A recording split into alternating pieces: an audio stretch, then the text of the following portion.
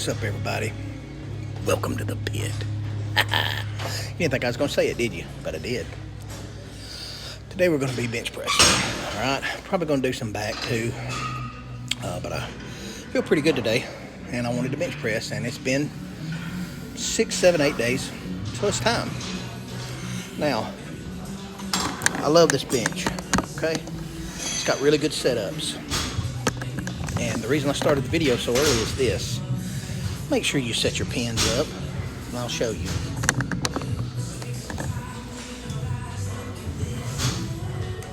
You want these to be just about that much shorter than where your chest is, okay?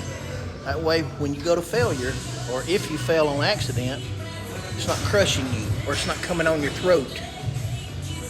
You know what I mean? It's not setting on your throat. It'll kill you. You know, bench press doesn't have to be as dangerous as it is, but people make it that way because they don't want to take the proper steps to make it safer. Okay? All right, moving on. All right, we're back. You might be asking yourself, why are you putting all this attention on setup, this, that, and the other? The reason why is because we were all beginners at one time. And somebody might just be watching this video for the first time, trying to get into a little weightlifting, you know, building some muscle and stuff. And they might not know how to do all this kind of stuff. So, we're going to take a time out to show them.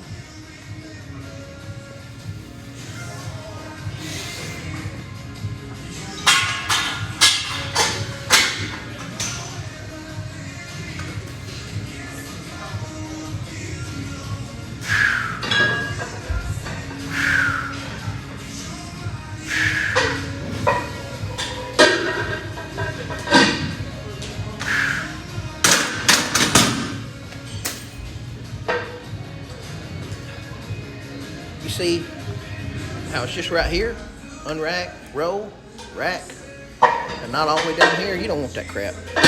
You don't want things, you want things to be as least or less cumbersome, less cumbersome as you possibly can have them. Because the shit might hit the fan, and you need every advantage. All right, we're just moving up a little bit in increments, getting these old elbows warmed up, shoulders warmed up, get my heart rate moving, you know. You got to do that when you're an old man. I don't know if you noticed it before, but the bar was off a little bit when I was setting it up. Did you notice that? You got to be a quick one. Magically, we're back. That's the magic of the pause button. All right, look. Remember me talking about these? Well, I got them back in the mail, the extra larges. They fit a lot better. Okay, I think I'm gonna. But you'll get to see them for the first time here. I'm still warming up. I only got 275 on the bar. Taking things nice and easy. But I'm going to hit it for 3, 4, 5 reps, you know. And, test these old buggers out.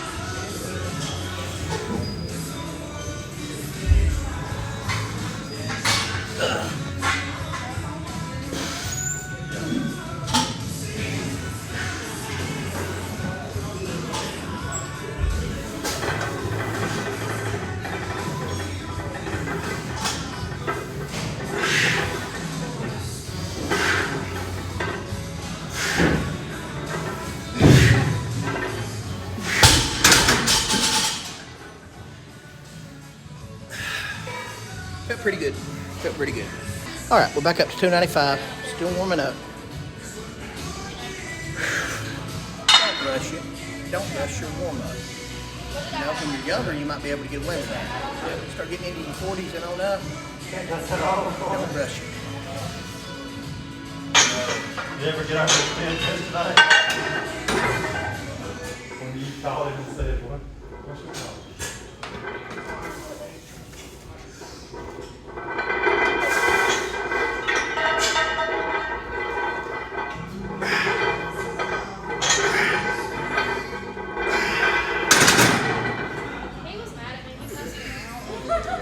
You gotta keep your elbows tight, okay?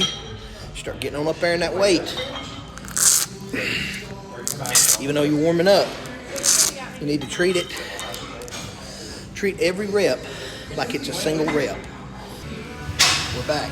All right, look, it's gonna be my first working set, 330, okay? I made a mistake last week, thought I was doing 225, went up, I was sitting there trying to do 325, wound up, it was 335, but I got it sorted out.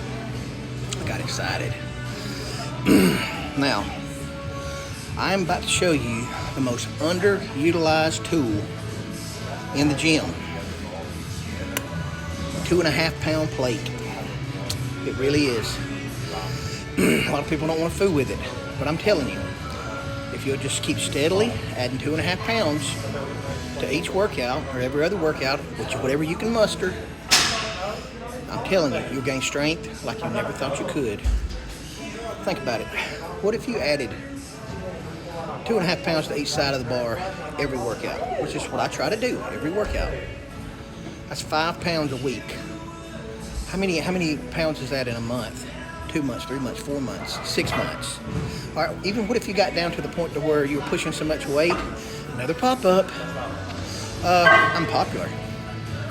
That you were having to split this and only use 1 pound weights, 1.25 pound weights. Even still, what's 2.5 pounds a week? 2.5 pounds a month, 2.5 pounds 2 months, 3 months, 4 months.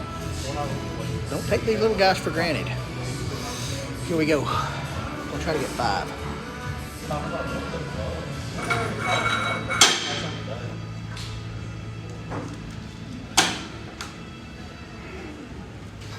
Another video I just got done making. I got finished making. I'm trying to correct my grammar a little bit. Just got done making is one of the subjects was baby steps.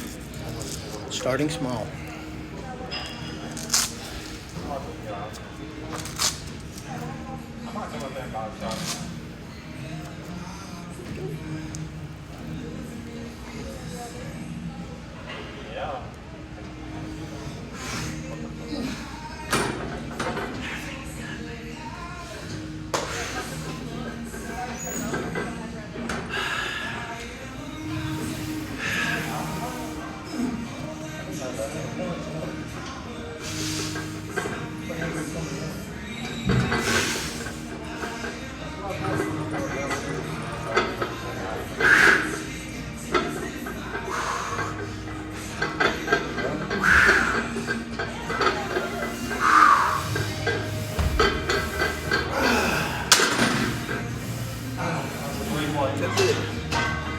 Felt real good. We're back. You know, I like to take a little time in between sets because I've got some time in between sets because the way I'm working out, hell, I got 4 or 5 minutes in between sets. Forgive me, obviously I'm gonna be a little winded. I touched on this a little earlier, but when you're getting older, all right, you start getting in your 40s, whatever. I know people talk about that all the time, but, well, it's happening to somebody every day. Somebody's waking up every day with a new ache, a new pain, a new realization that things just ain't the way they used to be. All right, we're gonna start taking things a little slower in the gym. We can actually get stronger well up into our 50s and 60s. I mean, I work out with some 60-year-old guys in here. Really good. One guy's 72. He still power lifts. All right, they're not all fat and bloated and dropping of a heart attack like everybody thinks they are. You can actually have some pretty good cardiovascular discipline if you allow yourself to, if you train for that. Now, the point I was trying to make was, we need to take our time, all right? With every set, we don't need to rush it. We need to rest. We don't need to let our cardiovascular system, our lack of breath, be a deciding factor in whether we finish our reps or not. We're not doing that.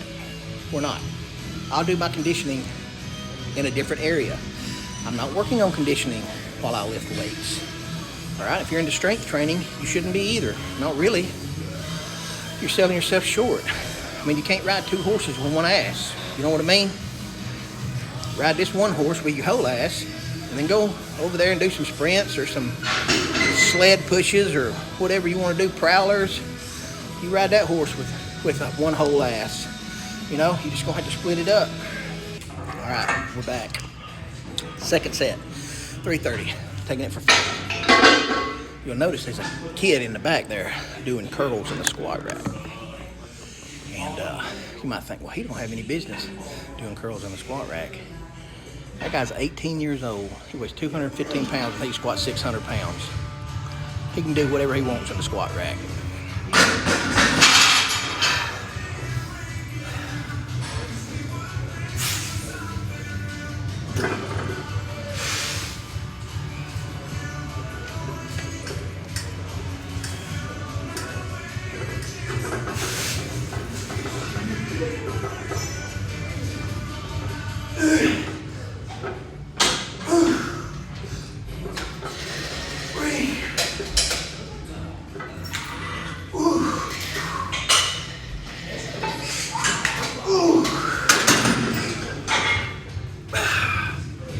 Not too shabby.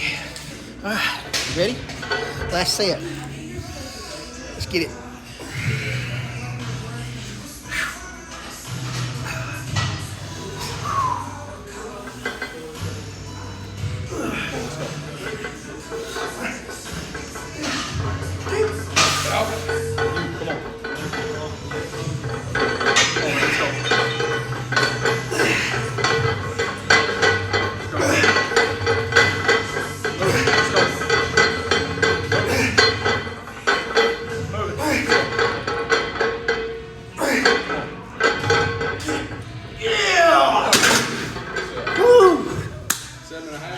Yeah. Take that. Appreciate it, Ray. All right, I'm gonna lock this last 2 up to that side. Thank you, buddy. Wanted 5, got 7. I'll take it every day, baby. All right, I'm gonna go ahead and wrap this up. If you sit through that whole thing, I appreciate it. I want to point out one thing. That young man that was back there was giving me that lift off, doing curls in the squat rack, I talked about. His name's Gray. One of the most intelligent, well-spoken young men I've met in a long time. He and I were sitting there talking about, he introduced me to a guy, or told me to look up a guy named David Goggins, told me a little bit what he was about. I'm going to, and I suggest you do too. Made me want to touch on this point.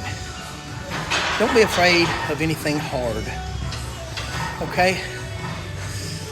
If you have weaknesses and shortcomings in your life, own up to them, meet them, okay? If you admit to them, you can do something about them, all right? Manifest them out into reality and you can do something about them, okay? You can build a foundation around conquering those things. It's like I say, look over the corner of the pit, you look down in there and you see people doing hard, grueling, fantastic things, becoming stronger and better and smarter. Don't be afraid to get into the pit.